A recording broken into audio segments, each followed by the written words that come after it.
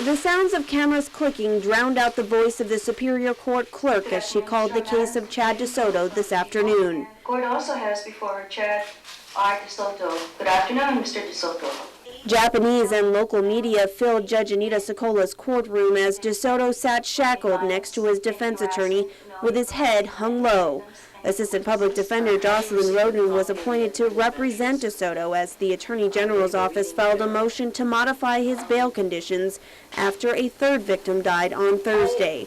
Her client had been held on $2 million bail on charges of murder, attempted murder, and aggravated assault, all with special allegations of possession and use of a deadly weapon in the commission of a felony.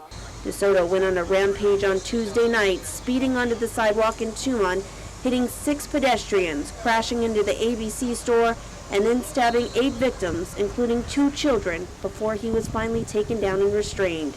I would just like to note to the court that this is an unnecessary hearing.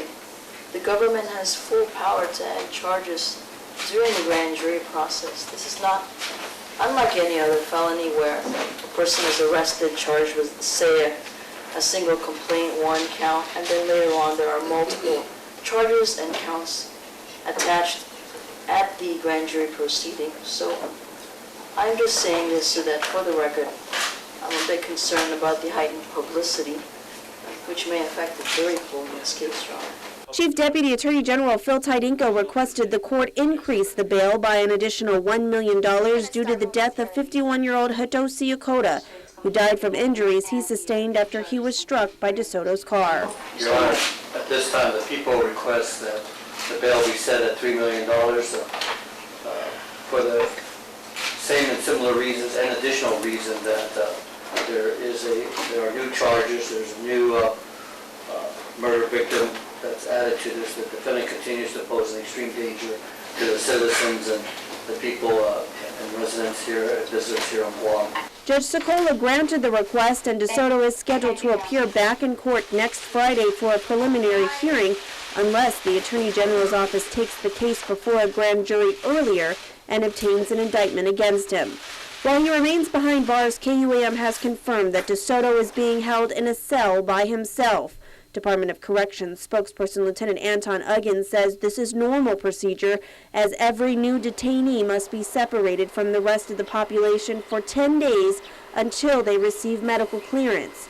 Uggin did confirm that due to concerns raised by corrections officers, Desoto was required to meet with the department's psychologist on Thursday to determine his mental state.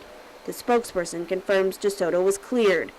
While there have been numerous questions raised about why Desoto went on a rampage on Tuesday night and whether he was under the influence of any substances, police and the Attorney General's office are not confirming whether Desoto was required to undergo any testing or screening before he was placed behind bars. While toxicology tests are often performed at the Guam Memorial Hospital, Medical Director Dr. Larry Lazama confirms that tests were not conducted at GMH, as officials did not want Desoto examined in the emergency room while they were still treating the victims from the incident.